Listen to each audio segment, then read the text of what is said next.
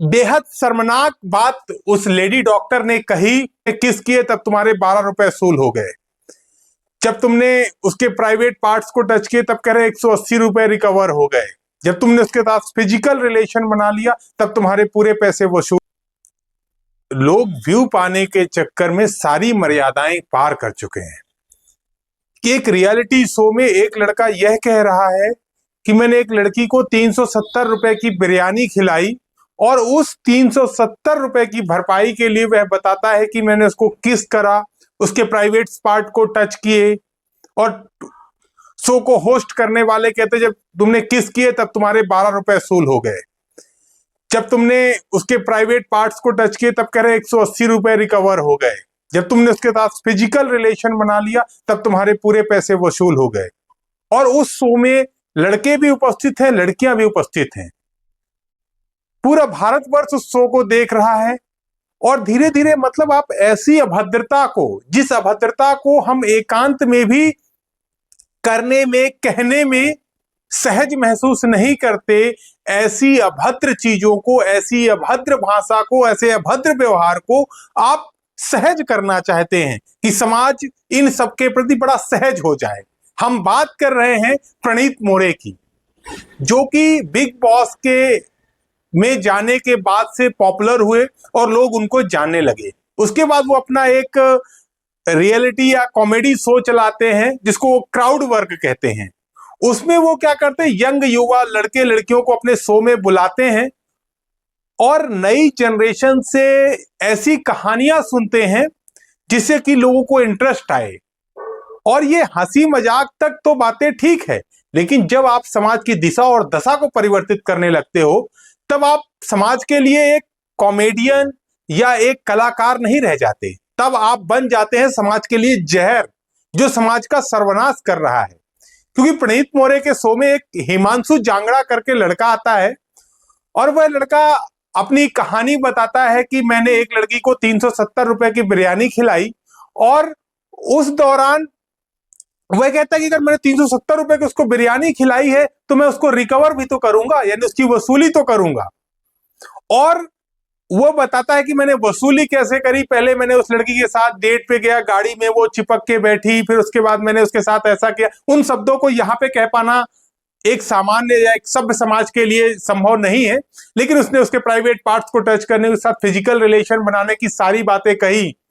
और शो को होस्ट करने वाले प्रणीत मोरे बड़ा आनंद ले रहे थे और उसको कह रहे थे टॉप गुड़गांव कंटेंट, मतलब ऐसे कंटेंट को टॉप कंटेंट कह रहे हैं। और वो बीच बीच में कह रहे हैं कि हाँ अब इतने रुपए की वसूली हो गई, इतने रुपए की वसूली हो गई। यानी आप समाज को किस दिशा में ले जाना चाह रहे हो? यानी आप व्यूअर, सब्सक्राइबर, अपने व्यू बढ़ाने के लिए, पैसे कमाने के लिए आप अपनी गरिमा नहीं समझ रहे हो। क्योंकि साहित्य समाज का दर्पण होता है।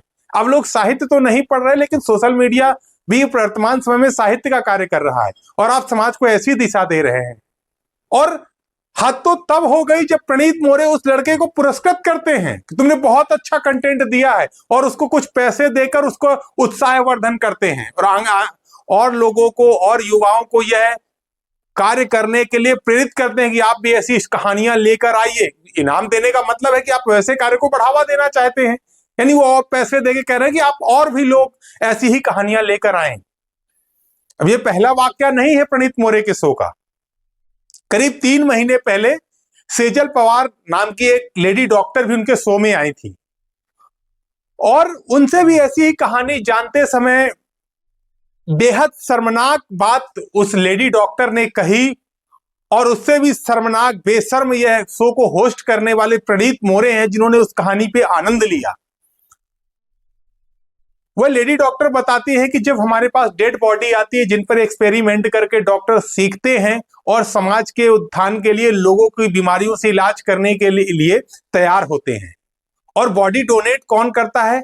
जो समाज के प्रति सजग होता है, चिंतित होता है कि हमारा शरीर किसी के काम आएगा, डॉक्टर इससे सीखेंगे और कल के लिए हमारे समाज में कोई बीमारी, कोई प्रॉब्लम आती है तो उससे हमारे समाज की व्यथा दूर होगी, समाज के लिए एक सकारात्मक हमारे शरीर का उपयोग होगा। और वह डॉक्टर इस रियलिटी शो में सबके सामने आकर कहती है कि जब हमारे पास कोई बॉडी आती है तो हम लोग उसके प्राइवेट पार्ट को लेके हम टिप्पणी करते हैं, हंसी मजाक करते हैं, यानी वह किसी का बेटा होगा, किसी का बाप होगा, किसी का पिता होगा, और उसने अपने शरीर को दान किया है और उस शरीर का आप मजाक उड़ा रहे हैं।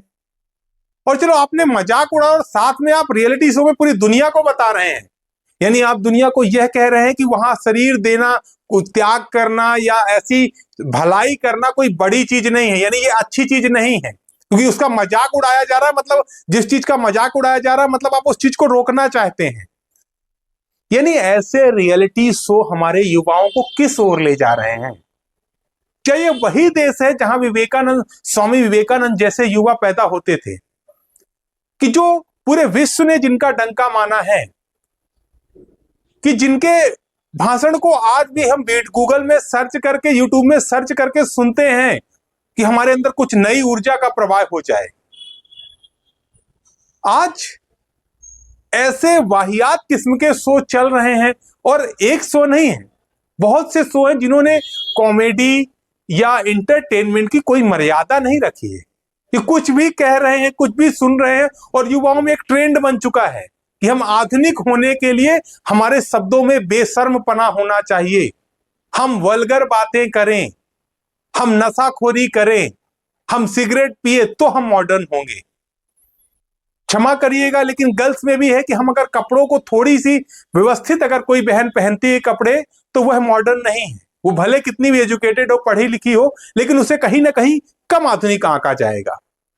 ये चीजें, ये आधुनिकता के नाम पर समाज में जो फूहड़पन परोसा जा रहा है, यह समाज के लिए कैंसर बनता जा रहा है।